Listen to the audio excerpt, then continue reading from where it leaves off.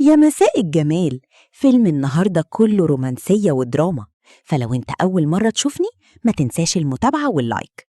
المهم يا سيدي، الفيلم بيبدأ وبنشوف بطلنا ديفيد وهو معجب ببنت اسمها جايد، ودي بقى بتبقى بنت جميلة ووحيدة جدا من سنين، وده بسبب ان اخوها توفى، ومن وقتها وهي حزينة وبطلت تتكلم مع الناس. المهم بنشوف ديفيد بيستنى الوقت المناسب عشان يتكلم مع جايد، بس الدراسة خلصت ولسه مش عارف هي حاسة بإيه ناحيته، وبنلاقي صاحبه بيقوله جيد مش ليك. وبعدها بنشوف جايد مع أخوها التاني والعيلة كلها بتتصور صورة جماعية، وفي الوقت ده أخو جايد بيقول لها إنها لازم تتعرف على صحاب في المدرسة وتتعامل مع الكل، وبيقول لها لو أخونا عايش كان زمانه عايزك تعملي صحاب كويسين. وفي نفس الوقت ده أبو ديفيد بيقرب من ابنه عشان يحتفل بنجاحه في الامتحانات، وبيكون ديفيد وصاحبه بيتكلموا في موضوع جايد، ولما أبو ديفيد بيشوف جايد بيتبهر بجمالها، وعشان يلفت نظرها بينادي على اسم ابنه بصوت عالي، بس ديفيد بيسكته بسرعة.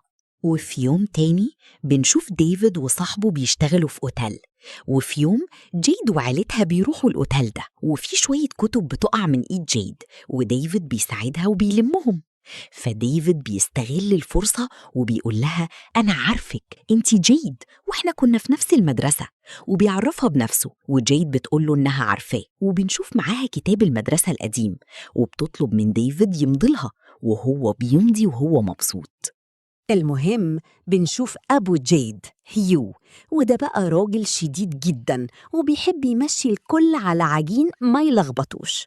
وبنلاقي كيت أخو جيد مش عاجبه الوضع ده، وبيحس إن والده مهمله عشان مش مشي كويس في المدرسة، وجيد دايما بتسمع كلام أبوها وعايزة تطلع دكتورة، وأمها آن بتبقى مبسوطة جدا وبتسألها لو عايزة هدية، فجيد بتقول لها مش عايزة حاجة، بس بتجيلها فكرة لما بتشوف ديفيد تحت، فبتقرر إنها تعزم زمايلها في البيت عشان تقابل ديفيد، وبتسأل أهلها لو ينفع تعمل حفلة، وأبوها في الأول بيشوف الموضوع غريب بس في الآخر بيوافق، فجيد بتنزل عشان تعزم ديفيد وهو بيوافق طبعا. وهم بيتكلموا في شاب غني بيوصل وبيرفض يركن عربيته بنفسه، وبيرمي المفاتيح وبيطلب من أي حد يركنها له، فصاحب ديفيد بيتعصب وبيقوله لو عايزني أركنها سلمني المفاتيح في إيدي، فالشاب الغني بيطنشه وبيمشي ويسيب المفاتيح وراه، وصاحب ديفيد بيتغاظ بس ديفيد بيوقفه، وعشان يعلموا البرنس ده درس ديفيد وصاحبه بياخدوا العربية وبيطلعوا يتفسحوا بيها، وجيد بتركب معاهم وبيستمتعوا بالرحلة سوا. ولما بيرجعوا البرنس بيكون عمل شوشرة وبيزعق وبيتهم ديفيد إنه عمل كل ده عشان يبهر جيد، والنتيجة إن ديفيد وصاحبه بيترفدوا من شغلهم، بس هم أصلا مش محتاجين الشغل ده قوي. ولما أبو ديفيد بيعرف باللي حصل بيسأله أنت عملت كده عشان جيد؟ وديفيد بيعترف إنه فعلا عمل كده. وبعد كده في الحفلة بنعرف إن أبو جيد ملوش أثر، وجيد بتدور عليه وبتلاقيه في أوضة أخوها نايم على السرير عشان بيكون ابنه وحشه. وفي الوقت ده بنشوف ديفيد بيجهز عشان يروح الحفلة وبيلبس بالطو بتاع أبوه، وأبوه بيقوله إنه لايق عليه جدا.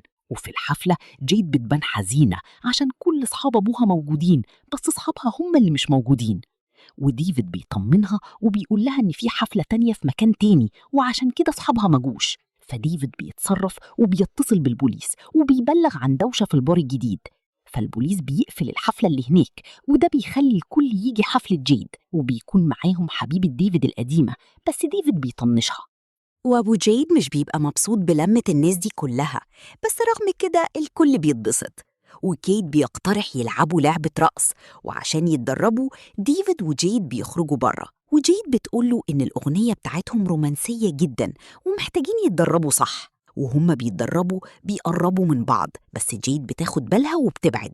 وفي الوقت ده ديفيد بيلاحظ عربية قديمة وبيعرف من جيد إنها كانت بتاعت أخوها، وأم جيد بتحاول تدور العربية بس مش بتشتغل.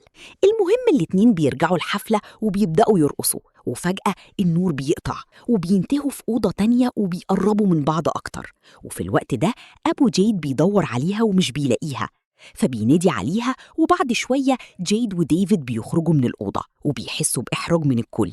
وبعد الحفلة ديفيد بيكلم هيو أبو جيد اللي بيقول إنه مش عاجبه اللي حصل الليلة دي. فديفيد بيرد إنه ببساطة عايز جيد تبقى مبسوطة. وفي اللحظة دي جيد بتسمع الحوار ده من جوه وبتحس بالسعادة. وبعد ما أبوها بيمشي جيد بتقابل ديفيد تاني وبيقربوا من بعض مرة تانية. وتاني يوم أبو جيد بيكلمها عن فترة التدريب بتاعتها، وفي الوقت ده بيسمعوا صوت عربية بره، وبنلاقي إن ديفيد بيدخل وبيشغلها. فأم جيد بتبقى مبسوطة جدا، بس هيو مش بيبان عليه إنه طايق ديفيد أصلا. بس آن بتقترح إن ديفيد يقضي معاهم العشاء بالليل، وبعد إلحاح هيو بيوافق. وعلى العشاء هيو بيتكلم عن مستقبل جيد، وبعدين بيسأل ديفيد عن خططه. فديفيد بيكشف إنه مش ناوي يدخل الجامعة وعايز يشتغل في ورشة أبوه. وهيو بيفترض إن درجات ديفيد أكيد مش كويسة، بس ديفيد بيوضح إنه متفوق دراسياً، لكن هو بيفضل يعيش حياة بسيطة. وبيقول إنه مش محتاج فلوس كتير، هو بس محتاج واحدة يحبها. فهيو بيجادل معاه إن الحب لوحده مش كفاية والفلوس ضرورية. بس ديفيد بيرد عليه وبيحكي إن إزاي حب أهله لبعض خلى عيلتهم متماسكة، وهو بيتمنى يعيش نفس نوع الحب ده. فأم جيد بتشوف إن كلام ديفيد ملهم، وبتقول لهم إن هيو كان بيفكر كده زمان. وبعد العشاء بنشوف ديفيد بيمشي يروح، بس جيد بتنادي عليه وبتطلب منه يرجع بالراحة. وأول ما الكل بينام ديفيد بيتسحب وبيدخل جوه، وقصة حبهم بتبدأ. وتاني يوم الصبح جيد بتفرج ديفيد على البيت وبتحكي له حكاوي عن عيلتها، وبتوريه صور أخوها اللي مات.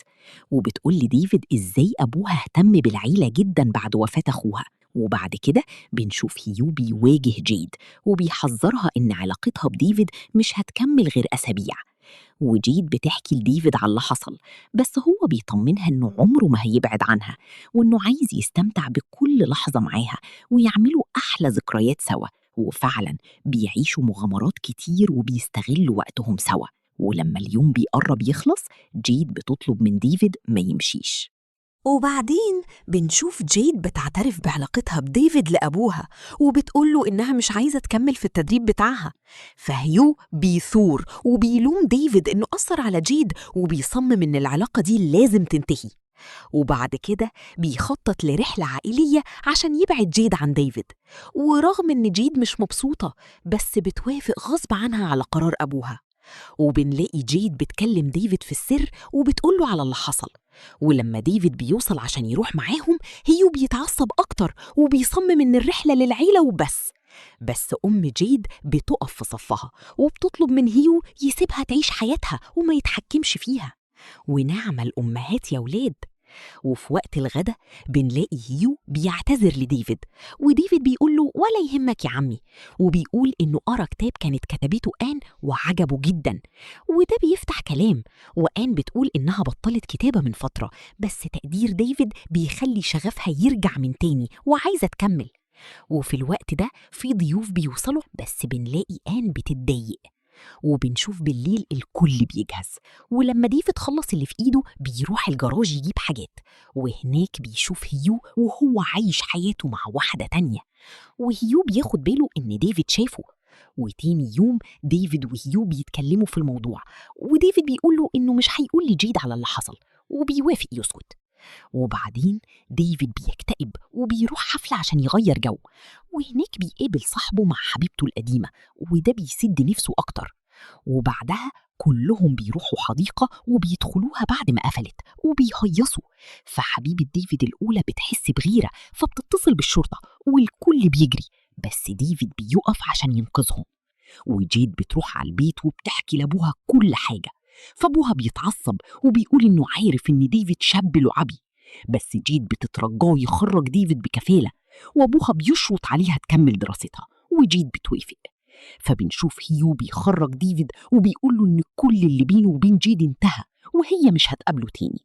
بس ديفيد مش بيصدق، وهيو بيكمل وبيقول إن جيد رايحة التدريب وإن الحب اللي بينهم كان مجرد وهم، وبيضيف إن ديفيد مش هيقدر يسعدها ومش مناسب ليها. وكمان بيجيب سيرة إن أبو ديفيد ما كانش كفاية لأمه وعشان كده هي خانته. والكلام ده بيجنن ديفيد وبيضرب هيو بوكس وبيعوره. ولما هيو بيرجع البيت بيوري إصابته لجاك، وفي نفس الوقت ديفيد بيروح لصاحبه وبيحكي له على كل حاجة، وصاحبه بيقوله جاد ما كانتش مناسبة ليك وحبيبتك القديمة لسه بتحبك، وبيقوله إنه هو اللي جابها هنا. وفي اللحظة دي جاد بتوصل عشان تقابل ديفيد وبتشوفهم مع بعض وبتتضايق وبتمشي، وديفيد بيجري وراها وبيفهمها إن اللي شافته مش زي ما هي فاكرة. بس جاد بتلاحظ إيد ديفيد وبتقوله أنت عورت بابا، هو عملك إيه؟ فديفيد بيرد عليها وبيقول لها لو تعرفي الحقيقة هتشوفي الأمور بشكل تاني. بس جيد بتتجنن من الغضب وديفيد بيحاول يهديها، بس في الآخر بيفقد أعصابه وبيمشي. وهي راجعة على البيت بتعمل حادثة بالعربية وديفيد بياخدها على المستشفى. ولما هيو بيعرف بيكلم أبو ديفيد وبيلومه ويقوله إن ده حصل بسبب ابنك، بس أبو ديفيد بيدافع عنه. وبعد كام يوم بنشوف جايد بتزور ديفيد في بيته بعد ما بتتأكد إنه مش خاين، بس أبوه بيستقبلها وبيقول لها ابني ممكن يقع في مشاكل بسببك ولازم تمشي، والأحسن إنك ما تقابليهوش تاني. وفعلا جايد بتمشي وهي مكسورة القلب وبتقرر تروح تدريبها. وفي الوقت ده ديفيد مش عارف ينساها ودايما بيفكر فيها. وفي يوم أبو ديفيد بيلاحظ إنه دايما سرحان وبيسأله ماله، فديفيد بيعترف إنه مش قادر ينسى جايد. فأبوه بيشجعه وبيقول له روح رجعها، بس ديفيد بيتردد. فأبوه بيطمنه وبيقول له أنا ياما اتعاملت مع ناس زي هيو، محدش يقدر يأذيني. فبنشوف تاني يوم ديفيد بيقابل أم جيد وبيعتذر لها وبيسألها عن جيد، فآن بتقوله إنها فرحانة بحبه لجيد وبتعرفه إنها راحت المطار عشان هتسافر للدراسة. بس ديفيد بيصمم وبيروح المطار عشان يقابلها، ولما بيشوف جيد بيحضنها جامد وبيعتذر لها وبيقول لها إن معاه تذكرتين ولو انتي موافقة ممكن نروح أي حتة سوا. فبيقربوا من بعض وبيتصالحوا وبيبدأوا صفحة جديدة سوا. وبالليل بنشوف أخو جيد بيراقب أوضة هيو عشان بيكون مخطط للهروب مع حبيبته، بس هيو بيشوفه وبتقوم خناقة بين هيو وأخو جيد والأخ بيمشي مع حبيبته. ولما جيد بتشوف ده بتزعل وبتقول لهم إنها هي كمان ناوية تمشي مع ديفيد الليلة دي. ولما الأب بيشوف ديفيد بره بيتجنن. وفي الوقت ده شمعة بتقع جوه البيت وبتعمل حريقة وهيو بيدخل الأوضة وديفيد بيجري وراه عشان ينقذه، بس ديفيد بيتأخر جوه. فجيد بتقعد تعيط على ديفيد وبعد شوية ديفيد بيخرج بره وهيو بيعرف غلطته وبيعتذر لديفيد. وتاني يوم بنشوف جيد وديفيد مسافرين مدينة جديدة عشان تكمل دراستها وبيركبوا الطيارة سوا. وديفيد بياخد جيد لمكان جميل وبنعرف إن أخوها بيتجوز هناك، والاتنين بيقضوا الليلة سوا على البحر وبيخلوا الوقت ده ذكرى ما تتنسيش. وبكده بيخلص الفيلم، وفي النهاية بقى ما تنساش تدعمنا بلايك وتشترك في القناة عشان يوصلك كل جديد. شكرا لمشاهدتكم، باي باي.